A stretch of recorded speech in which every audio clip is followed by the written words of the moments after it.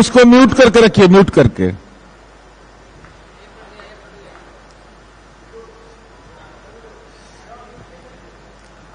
आज का ये संवाददाता सम्मेलन, जिसमें हमारी पार्टी के प्रदेश के प्रवक्ता डॉक्टर सुनील सिंह जी उपस्थित हैं, आप प्रिंट इलेक्ट्रॉनिक मीडिया के सम्मानित साथियों का स्वागत है। आज का जो विषयगत संदर्भ है वह all India institute of medical science के नाम पर देश के अंदर कैसे फर्जीवाड़ा किया जा रहा है। चूंकि प्रचार तंत्र के ये लोग हैं, तो कैसे एम्स जैसी संस्था, जो देश का एक मानक संस्था था, उस पर कैसे फर्जीवाड़ा हो रहा है। तो पहले तो जरा दरभंगा एम्स का मामला, इसको जरा वीडियो के माध्यम से समझिए कि उनके सांसद, उनके गृह मंत्री, दोनों के बयान में क्या अंतर विरोध है। 2020 में दिसंबर में दरभंगा में दूसरा एम्स स्वीकृत किया। अब 151 एकड़ भूमि दी, ये पेंडाल से भी 3 गुना बड़े गड्ढे वाली भूमि दी है। इनके कारण ही 1250 करोड़ की लागत से बनने वाला एम्स रुक गया।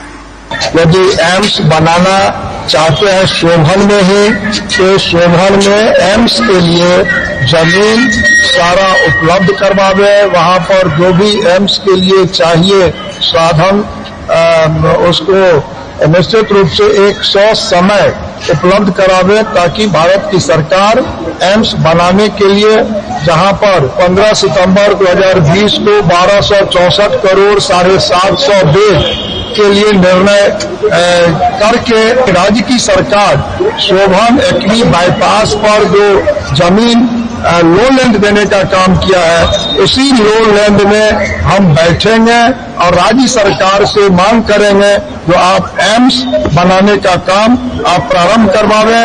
भारत की सरकार जहां आप बनाना चाहेंगे वहां तैयार। लेकिन मोदी जी ने जस्ट मैं डॉक्टर सुनील, प्रदेश प्रवक्ता, और आदरणीय नीरज सर और आप हमारे प्रेस के बंधुओं, जैसा कि आपने देखा किस तरह केंद्र की सरकार, आवाज आ रही है अब केंद्र सरकार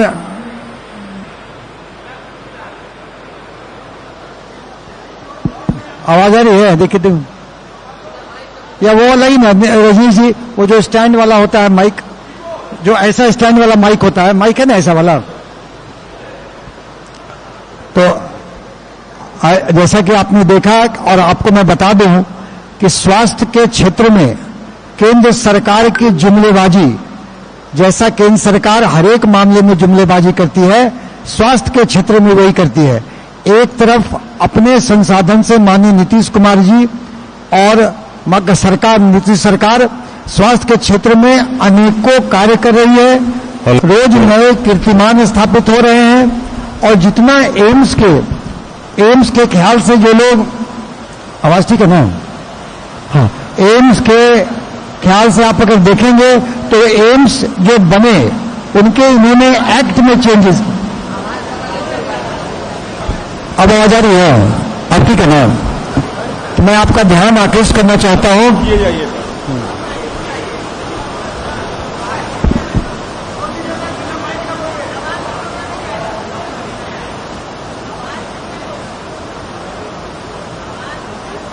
आवाज आ रही है ऊपर से,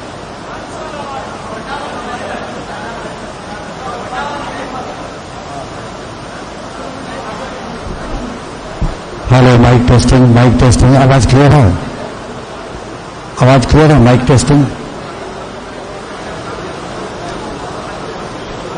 क्या पत्रकार बंधुओं आवाज साफ आ रही है? हाँ, क्या बिना माइक के बोले क्या? अच्छा बोलिए, आप बिना माइक के ठीक है?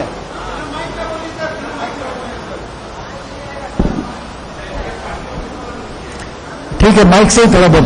देखिए, तो पत्रकार बंधुओं, मैं आपका ध्यान फिर से आकृष्ट करना चाहता हूं कि केंद्र सरकार का दोहरा चरित्र स्वास्थ्य के क्षेत्र में भी अगर देखा जाए तो एक तरफ माननीय नीतीश कुमार जी स्वास्थ्य के क्षेत्र में विकास कर रहे हैं, निरंतर नए आयाम कीर्तिमान गढ़े जा रहे हैं।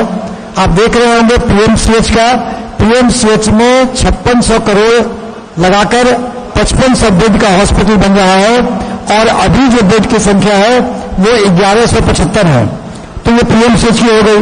दरभंगा मेडिकल कॉलेज की अगर बात कर लें तो उसमें भी हम लोग बेड की संख्या बढ़ा करके अभी जो है वो 1170 है, उसको हम लोग 1670 कर रहे हैं सर।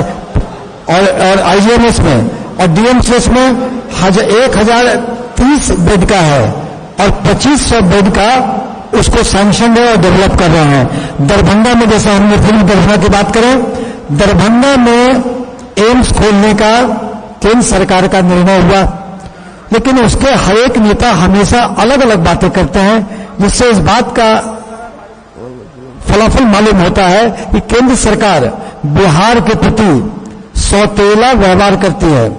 दरभंगा में जब एम्स खुलने का निर्णय हुआ तो हुआ कि राज्य सरकार निःशुल्क जमीन देगी 151 एकड़ और केंद्र सरकार के राशि दोनों मिलकर के बनाएंगे एम्स, लेकिन केंद्र सरकार बनाएगी। मगर क्या हुआ, राज्य सरकार ने 151 एकड़ जमीन शोभन में केंद्र सरकार के अधिकारियों के अनुमोदनोपरांत दिया, उसका केंद्र सरकार की टीम आई, वो अप्रूव किया, फिर 151 एकड़ उन्हें मिला।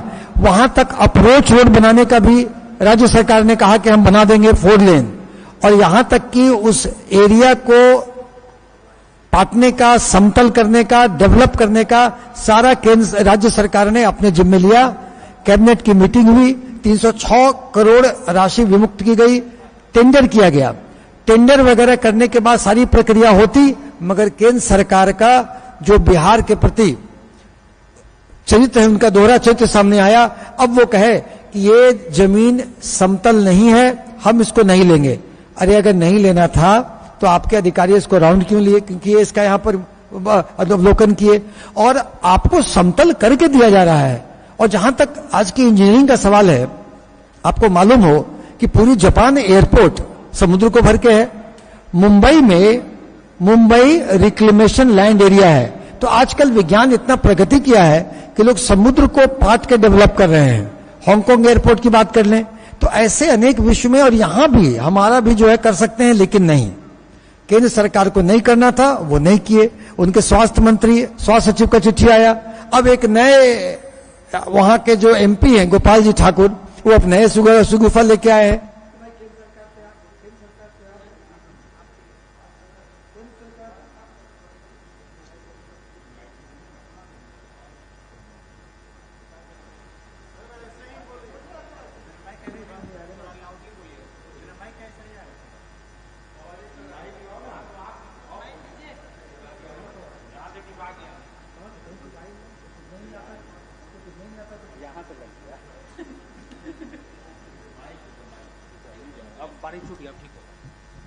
अब आवाज ठीक है ना अब? हाँ, तो केंद्र सरकार ने फिर अब उनके एमपी ने नए सुगुफा दिया कि केंद्र सरकार तैयार है। तो केंद्र सरकार के इस तरह डिली डैलिंग टैक्टिस से दरभंगा एम्स के मामले में उनकी राजनीतिक मंशा साफ हो गई है कि बिहार के प्रति उनका भेदभाव है। झंझारपुर में बोलते हैं उनके गृह मंत्री कि हमने वहां पर कर दिया, और इतना ही नहीं, एक प्रश्न किया गया लोकसभा के, उसके जवाब में दिया गया कि दरभंगा एम्स चालू है। अरे चालू क्या है, आप इलाज करवा लीजिए। उनके डायरेक्टर की नियुक्ति कर दी गई। एम्स एक्ट का अगर देखेंगे तो एम्स एक्ट में आप अगर वहां पे करें तो अलग भिन्न है, दिल्ली के एम्स की भिन्नता अलग है, और अन्य राज्यों के एम्स में आपने एक्ट का किया संशोधन। तो आपकी मंशा ठीक नहीं है। केंद्र सरकार स्वास्थ्य के मामले में जुमलेबाजी कर रही है, और राज्य सरकार का देखेंगे तो हाल में भी, कल भी आईजीएमएस में भी गरीब मरीजों, अन्य मरीजों के इलाज की दवा और उसकी चार्जेस को निःशुल्क किया गया। तो ये मैं यही बताना चाहता हूं कि केंद्र सरकार का दोहरा चरित्र सामने आता है, बिहार के प्रति उनका नकारात्मक नजरिया है, लेकिन तब भी माननीय नीतीश कुमार जी और नीतीश सरकार अपने आंतरिक संसाधनों से स्वास्थ्य के क्षेत्र में विकास कर रही है। बेड बढ़ाए जा रहे हैं, इक्विपमेंट खरीदा जा रहा है, निःशुल्क कहीं के इलाज होते हैं, आईजीएमएस का डेवलपमेंट सब जगह हो रहे हैं। तो मैं यही कहना चाहता हूं। उसके बाद मैं अपने पार्टी के मुख्य प्रवक्ता नीरज सर को कहूंगा विशेष उन पर बताएं।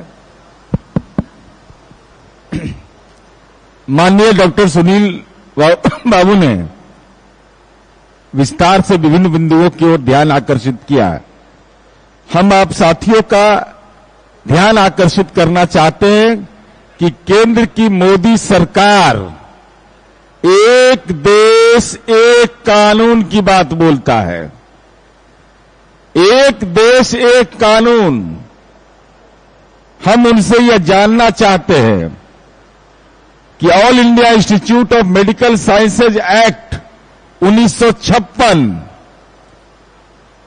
जिसके तहत दिल्ली एम्स, और यह तय किया गया उस समय कि चाहे पटना हो, भोपाल हो, ऋषिकेश हो, जोधपुर हो, भुवनेश्वर हो, रायपुर हो, ये सब एम्स एक्ट 1956 के अंतर्गत बना।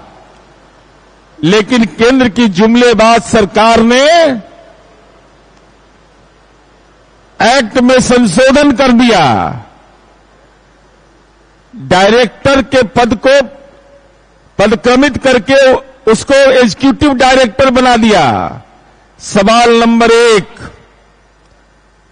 कि आदरणीय प्रधानमंत्री जी आप बताइए कि Indian institute of I management है, आईआईटी है, दूसरी संस्थाएं हैं, वहां तो डायरेक्टर का पद है, तो आपने एग्जीक्यूटिव डायरेक्टर का पद एक्ट में संशोधन करके कैसे कर दिया? और उसके पीछे मंशा क्या आपकी है? ये आंकड़े बताते हैं। एम्स नई दिल्ली 216 एकड़ में बना हुआ है, उसका मानव स्वीकृत बल है 11,627 और बेड है 1,637। एम्स पटना 100 एकड़ में स्वीकृत मानव बल मात्र 4,089, बेड है 960। एम्स देवघर, बाबा भोले को भी नहीं बख्शा ये लोग, महादेव का पर भी लग गया, 236 एकड़ जमीन लिया और बेड है कितना 750, 1,153। एम्स दरभंगा, जिसके लिए ये लोग चीख पो मचा रहे हैं, बेड मात्र स्वीकृत कितना है 760, कुल लागत 1250 करोड़। तो बताइए तो इससे ज्यादा बेड तो डीएमसीएच में आज है 1,030। तो एक देश एक कानून हो गया, तो अलग अलग एम्स में अलग अलग बेड क्यों, अलग अलग मानव बल क्यों, ये हम जानना चाहते हैं। और अभी आपको वीडियो दिखाया गया। माननीय प्रधानमंत्री नरेंद्र मोदी जी सनातनी है, सनातन धर्म के तथाकथित अलबमदार। 12 अगस्त 2023 श्रावण महीना कृष्ण पक्ष एकादशी दिन, श्रावण महीना कृष्ण पक्ष एकादशी को कहते हैं कि दरभंगा में एम्स खुल गया। 12 अगस्त एकादशी ही है। केंद्रीय स्वास्थ्य मंत्री मनसुख मांडविया ट्वीट के माध्यम से कहते हैं कि दरभंगा में बिहार सरकार द्वारा दी गई प्रतिभूमि एम्स निर्माण के लिए सही नहीं है। भाद्र मास शुक्ल पक्ष प्रतिपदा, क्योंकि ये लोग को सनातन धर्म के हिसाब से बताना पड़ेगा। 16 सितंबर 2023 सहकारिता मंत्री अमित शाह कहते हैं कि दरभंगा एम्स के लिए जो जमीन दी गई वह गड्ढा है, इसके लिए एम्स का निर्माण रुक गया। 25 सितंबर 2023 फिर एकादशी आ जाता है। गोपाल जी ठाकुर कहते हैं कि एम्स बनाने पर कोई ऐतराज नहीं है, बिहार सरकार जहां चाहती है वहीं एम्स बनेगा। हम लगातार इस बात को कह रहे थे कि दरभंगा एम्स को रोकने की एक सुनियोजित साजिश वहां के एक स्थानीय सांसद और केंद्रीय स्वास्थ्य राज्य मंत्री ने सुनियोजित तरीके से मिथिलांचल का अपमान करने के लिए, मिथिला की लोगों की भावना का अपमान करने के लिए एम्स को रोकने की कवायद की थी। इसमें कौन सही है, कौन बड़ा राजनीतिक जालसाज है? प्रधानमंत्री कह रहे हैं एम्स खुल गया, सहकारिता मंत्री कह रहे हैं वहां गड्ढा, एम्स नहीं बनेगा, और उनके स्वास्थ्य मंत्री कह रहे हैं कि जो जमीन दी गई वो सही नहीं है, वहां के सांसद कह रहे हैं कि जहां सरकार देगी जमीन वहीं बनेगा। इसका क्या मतलब है? ये तो साफ तौर पर यह बताता है कि दरभंगा एम्स के निर्माण में राजनीतिक ईर्ष्या बरती गई और राजनीतिक ईर्ष्या के चलते जानबूझ करके काम को रोका गया। और सवाल मेरा यह है कि एम्स एक्ट 19 जो बना हुआ है उसमें आपने संशोधन कर दिया, तो आप जमीन ले रहे हैं कहीं 200 एकड़, कहीं 250 एकड़। अब बेड की संख्या कम क्यों करते जा रहे हैं आप? जो राज्य सरकार के भी अस्पताल है उससे भी कम बेड आप दे रहे हैं। यह सवाल हम आपके माध्यम से जानना चाहते हैं। इनके एम्स से ज्यादा तो बिहार के अस्पताल में बेड है। पीएमसीएच पटना 1754 बेड बढ़ाया जा रहा है 5462। आईजीआईएमएस है, भाजपा शासित प्रदेश में कहीं है कि मुफ्त में इलाज भी होगा, मुफ्त में जांच भी होगा और दवा भी मिलेगी।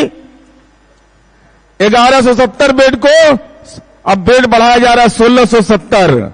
डीएमसीएच माने दरभंगा में बनाने जा रहे हैं 760 बेड के, तो इतना तो मेरा पुराना ही था 1030 बेड का, और 2500 बेड अब बढ़ाया जा रहा है। अब अगला सवाल मेरा है भारतीय जनता पार्टी से कि भारतीय जनता पार्टी यह बताए, और खास करके वो खून पेशाब पैखाना जांच के डॉक्टर हैं, doctor Sanjay Jaiswal, parliamentary standing committee के वो सदस्य हैं। उस कमेटी ने अपनी रिपोर्ट में लिखा रिव्यू करने के बाद कि चूंकि सारे एम्स एक्ट 1956 के अंतर्गत स्थापित हैं, इसलिए सभी 16 नए एम्स को नई दिल्ली के समान मानते हुए एग्जीक्यूटिव डायरेक्टर के पद पर नहीं, डायरेक्टर के पद पर नियुक्ति होना चाहिए। और इस पर केंद्र सरकार चुप्पी मार के बैठ गई है। तो अलग अलग राष्ट्रीय संस्थानों के अलग अलग मानक क्यों होंगे? ये सवाल मेरा है। और अगला सवाल मेरा है कि जब पटना में एम्स खुला तो यहां बहालियां हुई, हालांकि इसमें इनका कोई योगदान नहीं है। एम्स यूपीए की सरकार में खुला और यहां के नियुक्ति में अनियमितता पाई गई। आर्या कमेटी बनी, आर्या कमेटी ने अपना प्रतिवेदन दिया और कहा कि इसमें ये गड़बड़ियां हैं, इन लोग के खिलाफ कार्रवाई करिए। 3 सितंबर 2014 को एम्स पटना की अनियमितताओं की जांच रिपोर्ट जमा किया गया। नरेंद्र मोदी की सरकार का पदार्पण हो गया और वो रिपोर्ट पर कुंडली मार करके बैठ गए। एम्स जैसी संस्था के साथ कैसा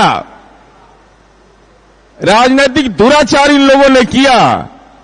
जांच कमेटी की रिपोर्ट आई, जरा जानिए, आप आश्चर्यचकित हो जाइएगा।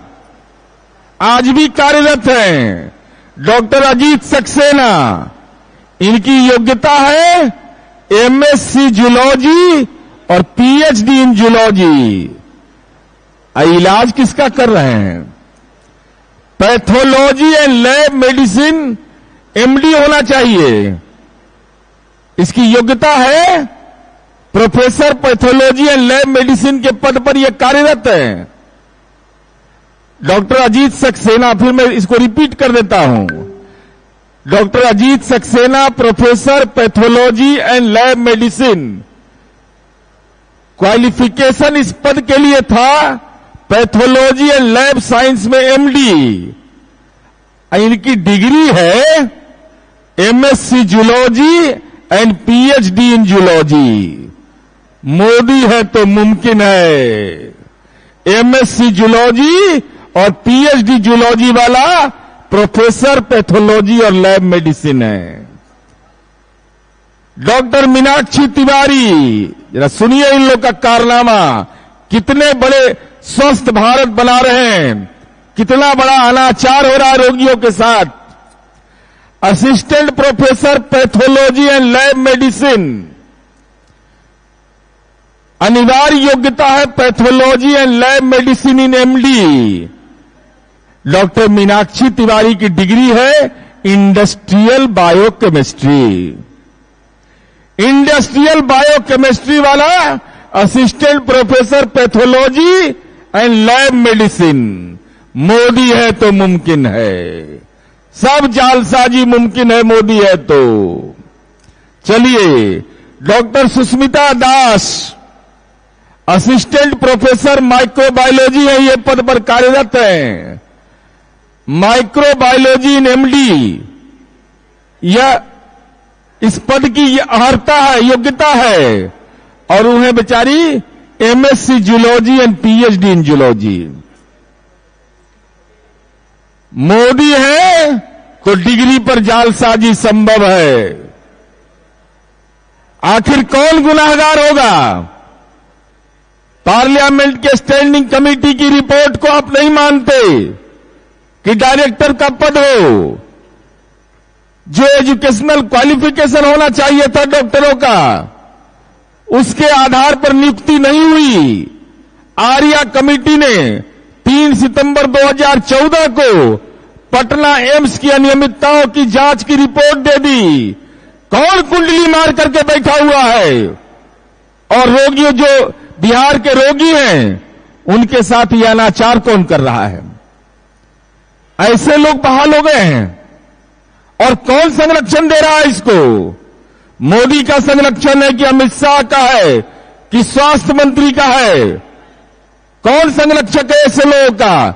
अब तक इनके खिलाफ कार्रवाई क्यों नहीं हुई है, यह भारतीय जनता पार्टी बताए। इसलिए पूरे तौर पर हमारा यह कहना है, एक देश एक कानून की बात करते हैं।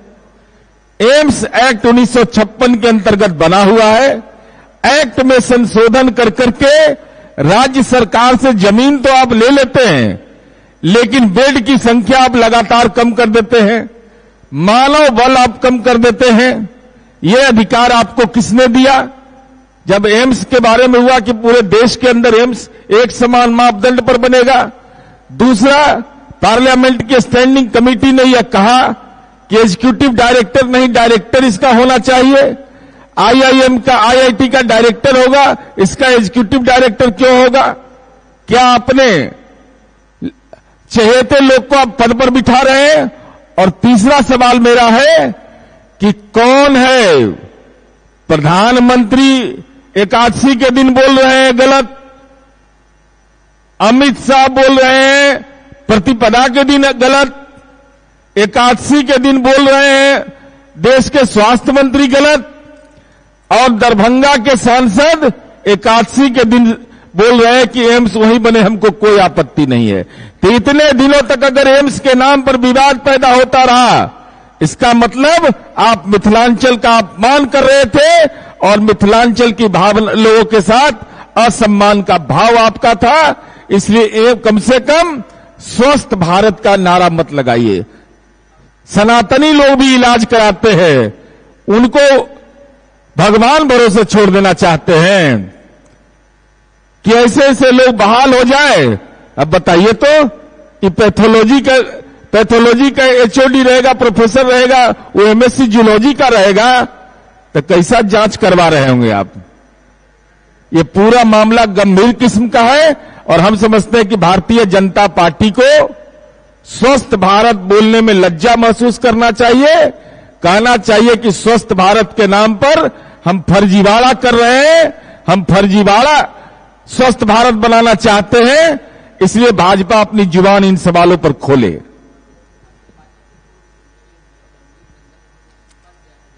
नहीं मालूम, बहुत इस्तीफा का कौन मतलब है? कोई बुलाने गया था कोई किसी को क्या?